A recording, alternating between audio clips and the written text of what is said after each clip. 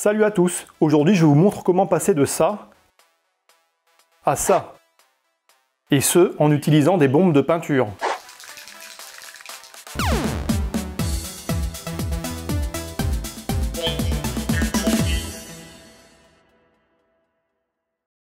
Je souhaite peindre ces rétroviseurs qui sont en plastique noir brut non peint.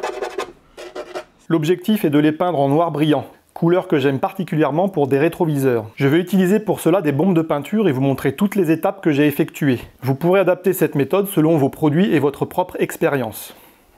Alors la première chose à faire est de ne garder que l'élément à peindre et de démonter tout le reste. Je démonte donc les rétros entièrement pour ne garder que la coque à peindre.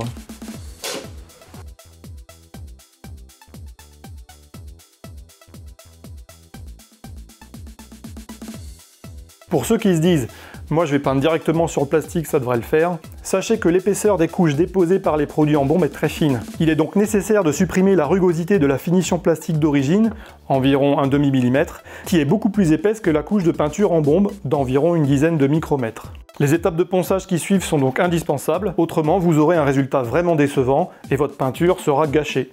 Allez, c'est parti pour le ponçage. Là, le plastique est propre. Si vous avez une surface sale, commencez d'abord par la nettoyer, la dégraisser. Là, c'est neuf, c'est propre. Donc, je vais commencer à poncer. Et je commence à poncer avec du 180.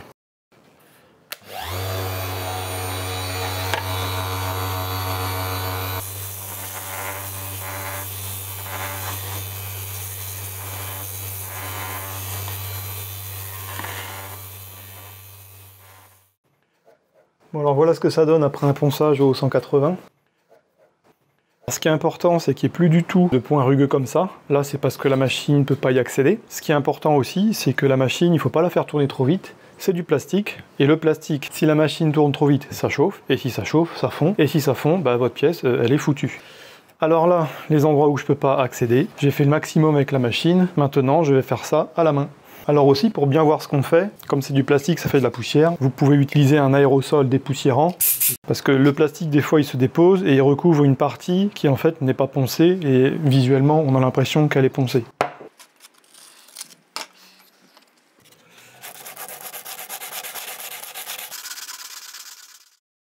J'en ai terminé avec le 180, donc maintenant je vais monter en grain, c'est-à-dire qu'on va prendre un grain qui est plus fin. Comme on va tout prendre à la bombe, il faut savoir que les produits bombes, ils sont beaucoup moins garnissants que les produits pistolables. C'est pour ça qu'il va falloir poncer plus. Pour ceux qui veulent faire de la peinture au pistolet, je pense qu'un ponçage comme ça suffira avec un après très garnissant. J'enlève le 180 et je mets du 280.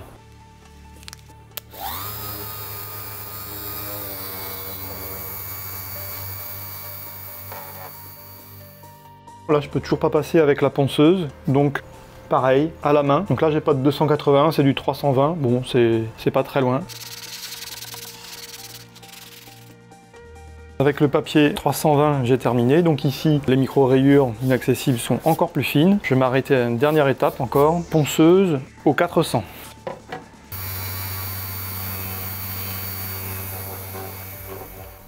Voilà, c'est terminé au niveau de la ponceuse rotative. Je termine ces coins-là au 400 à la main. J'ai terminé le ponçage des rétroviseurs. Étape suivante, on enlève toute la poussière de plastique, on nettoie ça avec de l'eau et éventuellement avec un petit peu de liquide vaisselle. Donc voilà, là les rétroviseurs sont presque secs et nettoyés, il n'y a plus du tout de bout de plastique. Donc là la surface est lisse au doigt. On peut remarquer certaines traces de rayures, mais en fait si on passe le doigt dessus, on ne sent absolument rien. Donc si on ne sent rien, c'est que c'est pas des rayures. Alors il est clair que pour peindre à la bombe devra être à peu près verticale. Un peu penchée, comme ça ou comme ça, mais elle ne peut pas être comme ça ni comme ça vers le haut. Donc ce que j'ai fait ici, c'est que à l'intérieur des rétroviseurs, j'ai utilisé de la colle chaude. Ensuite, sur une planche, j'ai mis des tuteurs de plantes qui sont ensuite donc percés, collés là-dedans. J'utilise des fils de fer pour les plastiques alimentaires. Et du coup, en mettant une deuxième branche ici, je peux facilement faire pivoter mes rétroviseurs. Voilà, ou les faire tenir en les attachant, histoire d'avoir un angle toujours correct pour la peinture. Alors ensuite, pour enlever tout ce qui est traces de silicone, j'utilise un nettoyant spécial, Silicone Remover, donc c'est un nettoyant silicone. Donc ces produits-là, on met des gants, je l'applique à l'éponge.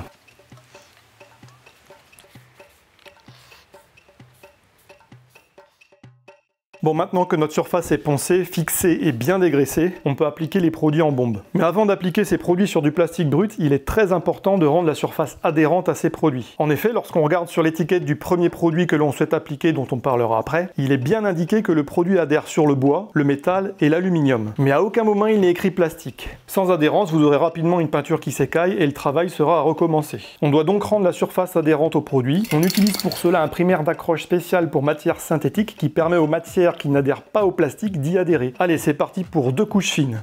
Quand on applique les produits en bombe, déjà, ce qui est important, c'est de faire ça dans une atmosphère qui est correcte, c'est-à-dire pas trop humide, sans poussière et sans vent. Le vent, c'est complètement problématique parce que ça va vous faire dévier votre jet et vous n'aurez pas quelque chose de régulier. Bon, la poussière, il est clair que, ou le pollen, ça va se mettre sur votre surface. Mais il y a aussi un paramètre important qui est ici la température. Ici, ils disent d'utiliser les bombes entre 15 et 25 degrés. Moi, ce que j'aime aussi, c'est regarder l'hygrométrie. Alors là, vous allez voir, j'ai un thermomètre hygromètre. Alors effectivement, il fait un peu chaud. Je sais qu'il indique 2 degrés de plus, donc j'ai un peu plus que 25 degrés, mais ce qui est intéressant, c'est que j'ai en fait 30% d'humidité relative. Je vous conseille de ne pas dépasser les 60%, parce que sinon ce qui va se passer, c'est que votre bombe va pulvériser le produit sur la surface, mais sur la surface, ça va faire comme si vous soufflez sur une vitre, de la buée, et il y aura le produit mélangé à des fines gouttelettes d'eau, et vous allez avoir un résultat désastreux, et vous allez gâcher votre produit. Donc maintenant, on agite la bombe pendant 2 minutes.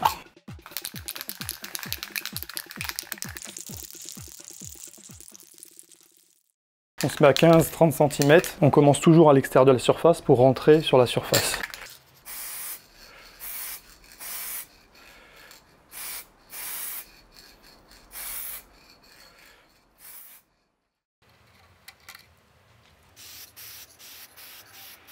Alors ce qui n'est pas très intuitif dans ce produit-là, c'est qu'on ne voit pas vraiment qu'on l'a mis. Il y a peu de différence une fois qu'il est appliqué.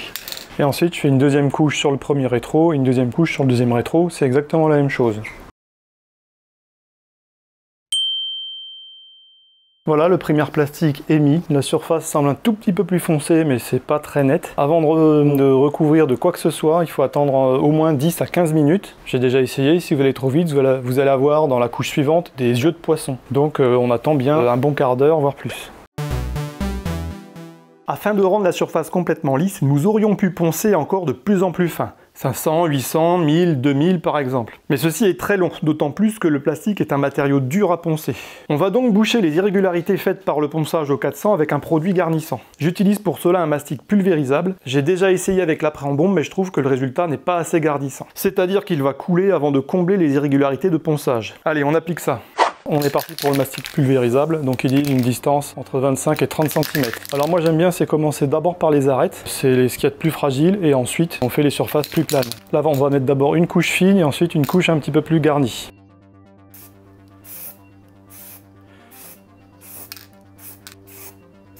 Dites-vous bien que s'il y a quelques fines gouttes là-dessus, c'est pas extrêmement grave parce qu'en fait c'est une surface qui va être poncée ensuite. Donc là c'est une première couche fine d'accroche, c'est la deuxième couche qui va être garnie. Donc là il faut faire une couche mouillée sans couler, donc c'est plus difficile.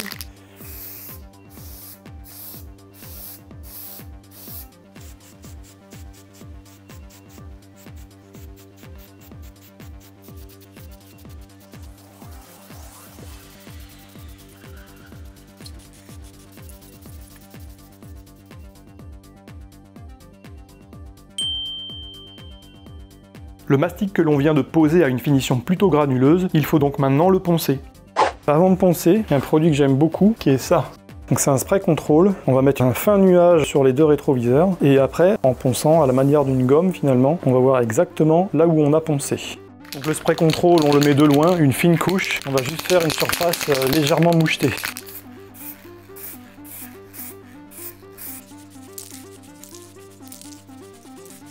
On saura qu'on a tout poncé quand la surface sera devenue complètement blanche et qu'il n'y aura plus du tout de traces de ce produit de contrôle. Dernière chose, le mastic, on peut le recouvrir ou le poncer 1 heure à peu près après l'application. On est maintenant prêt pour poncer notre mastic. J'utilise un grain 1000 qui s'utilise avec de l'eau. Donc pour poncer à l'eau, là j'ai une bassine bien propre avec de l'eau et un peu de liquide vaisselle. J'ai une cale souple qui pourra me servir. Et là, j'ai du papier à poncer P1000. Donc je vais l'humidifier et ensuite on va poncer le rétroviseur en effaçant finalement les traces noires laissées par le guide de ponçage. On n'appuie pas fort, c'est le papier qui doit travailler.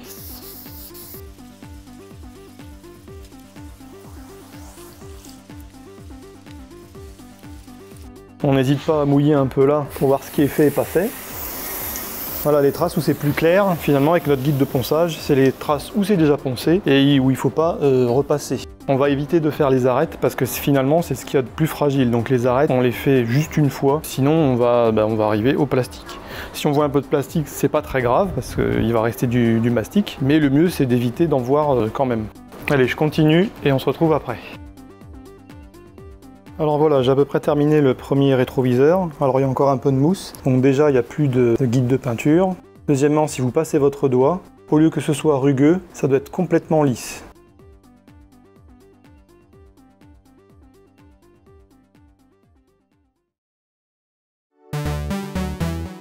Une fois notre mastic complètement poncé, il est prêt à recevoir la couche d'après. Il est bien indiqué de ne pas appliquer la peinture directement sur le mastic. La couche d'après, que l'on met avant la peinture, va permettre une bonne adhérence de cette dernière. Donc l'après que je mets, c'est ça. C'est quelque chose qui garnit, mais beaucoup moins que le mastic. Et après, la méthode d'application, c'est exactement la même que celle du mastic. Une première couche fine et après une couche plus chargée, mais qui ne coule pas. C'est parti.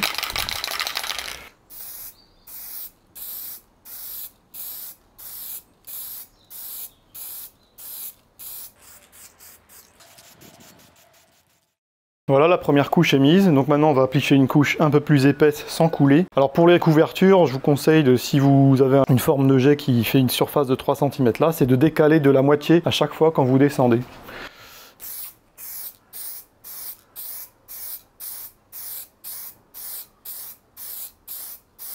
Donc là je charge plus, je fais briller sans couler.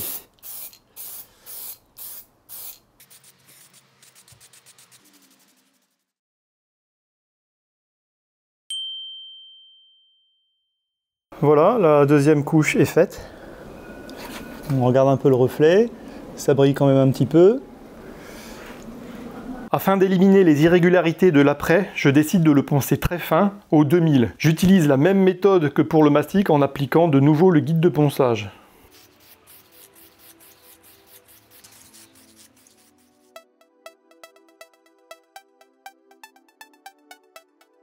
Alors pour l'après, on peut le poncer ou le recouvrir avec la peinture 2 heures après. Bon, l'après est maintenant sec, donc je nettoie un petit peu les rétros avant de poncer, et après c'est parti.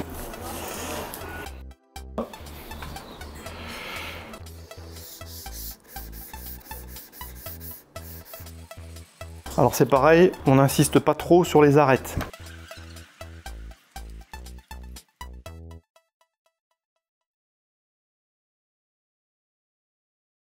Ça y est, les deux rétroviseurs sont faits.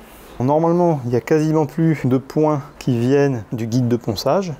Alors on peut remarquer qu'à certains endroits, ici par exemple, je suis allé un peu trop loin et on commence à voir le mastic pulvérisable. Tant que ça reste des toutes petites surfaces, c'est pas grave du tout. Ça n'empêchera pas la peinture de tenir. L'important c'est que ce soit pas sur des grandes surfaces. Alors ça y est, on va être prêt pour appliquer la peinture. Et oui, en fait, là, quand on peint quelque chose, ce qui est plus long, c'est pas de peindre, c'est tout ce qui est avant en fait. Si ce qui est fait avant est pas très bien fait, ben, en fait le résultat sera pas terrible.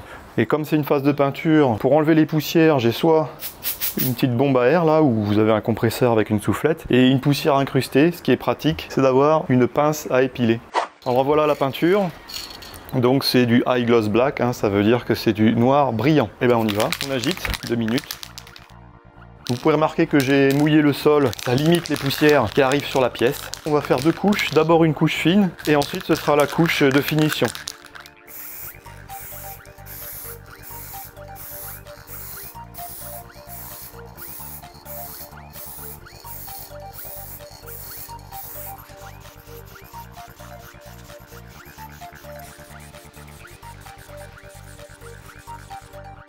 Et si comme là vous avez un petit courant d'air, on arrête, parce que c'est pas possible de peindre s'il y a du vent.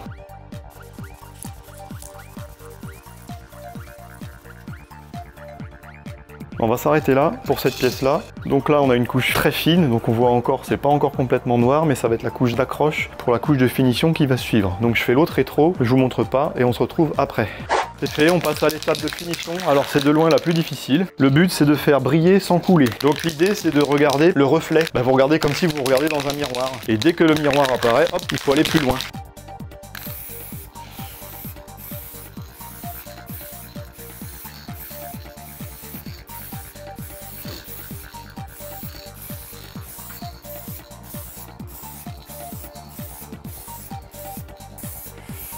On peut ralentir le geste jusqu'à obtenir un effet miroir. Une fois que l'effet miroir est obtenu, on passe plus loin. Il existe des types de buses là, des buses qui sont plus ou moins grandes. Là, je vais essayer la buse la plus petite. Donc l'intérêt c'est que ça débite moins, on peut être plus précis. Par contre, il faut être à 3 cm. Ça permet d'être plus près de la pièce et d'aller plus doucement. Et moi je trouve ça plus facile en fait. Mais c'est plus long. Donc voilà, l'application de la peinture est terminée. Déjà, on voit les défauts. Ici, là, il y a quelques coulures. Il y a quelques rugosités ici. Bon là, les poussières là, elles s'en vont je pense. Voilà, elles s'en vont. C'est-à-dire qu'on est hors poussière. Une peinture hors poussière, c'est quand une poussière se met dessus, elle n'y colle plus. Par contre, il y a quelque chose qui me gêne plus, mais ça, on va y remédier. C'est voilà, on voit le reflet là de ma lampe. Donc on est d'accord, ça brille, mais vous voyez le reflet il n'est pas net. Donc ça c'est ce qu'on appelle une peau d'orange. Alors avec la bombe c'est à peu près inévitable, c'est que la surface n'est pas parfaitement plane et fait des vaguelettes. Donc moi c'est hors de question que je mette ça sur ma voiture, je trouve que ça fait moche. Donc si c'est pour mettre ça, c'est pas la peine. Donc ce qu'on va faire, c'est qu'on va attendre que ça sèche complètement. Comme c'est de la peinture qui sèche à l'air, il faut attendre que ça sèche. Comment savoir si c'est sec? C'est pas compliqué, on renifle. Et si ça sent, c'est que ça n'est pas sec. Donc ça peut durer plusieurs jours. Et on se retrouve après pour voir comment lisser tout ça.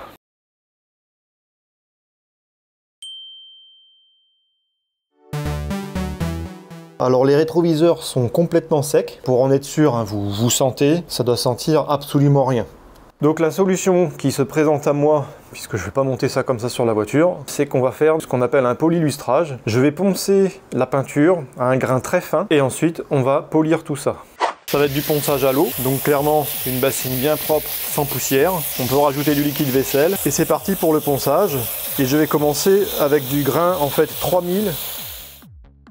On moule bien le papier et ensuite c'est parti, on va poncer. Alors là j'ai la partie avec la coulure. L'idée c'est de retrouver une surface complètement lisse. Alors on touche avec le doigt. Là avec le doigt, je sens encore la bosse de la coulure. Donc c'est pas bon. On doit ne plus rien sentir du tout. Alors si à un moment je veux voir ce que ça rend, là il faut sécher. Donc une serviette microfibre sans aucun grain de poussière dedans et je sèche. Alors là je vois encore quelques traces ici. Bien sûr le brillant est parti, mais ça c'est pas grave. Ce qui est important c'est que la rugosité disparaisse. Là je la vois encore un petit peu, j'ai poncé encore un petit peu là. Effectivement la coulure c'est ce qu'il y a de plus pénible, mais ça devrait pouvoir se rattraper.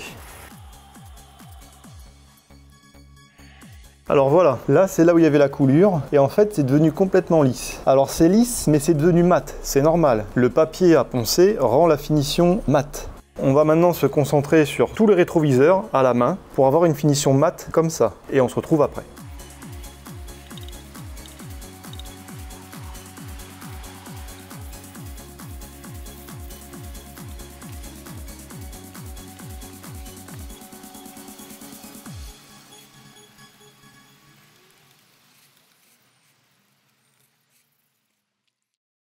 Là, le rétroviseur est maintenant mat. On voit encore quelques petits endroits de brillant. Au toucher, il est super lisse. Là, ici, c'est là où j'avais ma coulure. Mais si comme moi, vous avez poncé trop loin et que vous voyez l'après, là, il n'y a pas le choix. Vous devez rappliquer de la peinture sur la zone, attendre qu'elle sèche et la reponcer.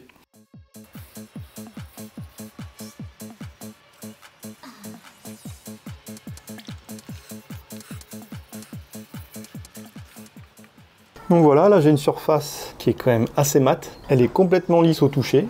J'ai pas fait apparaître d'après, ce qui est bien.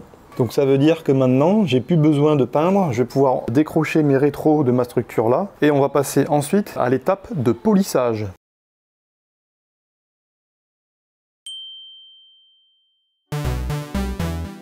Donc le polissage, ça se fait donc avec une polisseuse. Moi j'utilise celle-là. On met du polish sur le disque. J'utilise celui-là. Alors après, il y a des spécialistes qui vont dire qu'il y a différentes duretés, etc. On met le polish dessus. Alors je vais utiliser la vitesse maximum et c'est parti.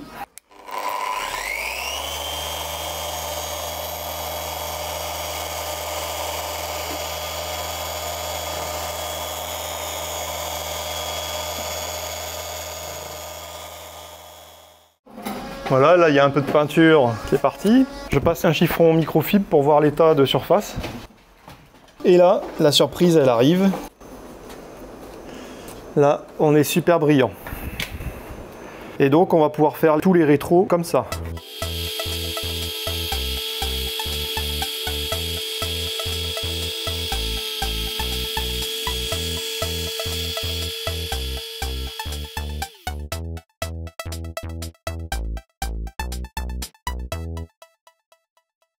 Regardez.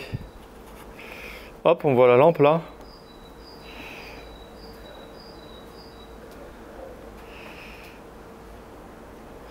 Là, ici, c'est pas fait.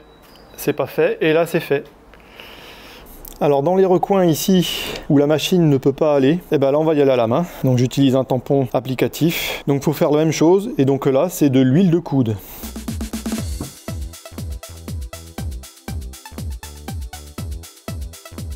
Faut bien frotter jusqu'à ce que ça brille.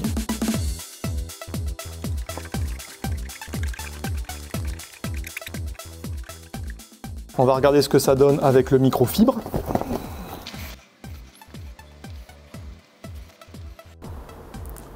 Voilà, et on obtient un aspect brillant.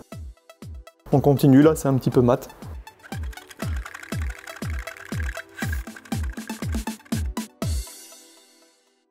Voilà, j'ai fini les rétroviseurs. Voilà à quoi ça ressemble.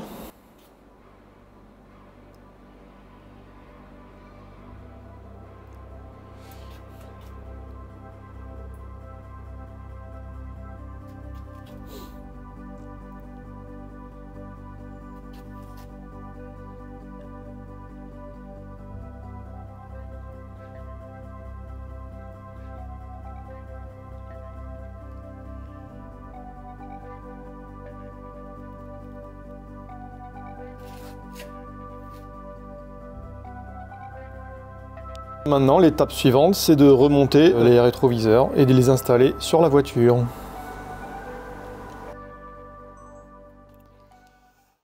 Et voilà ce que ça donne globalement sur la voiture.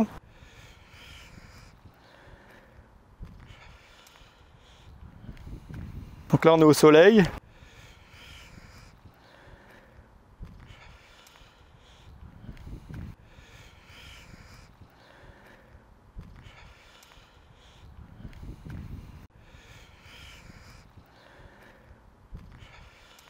Côté ombragé.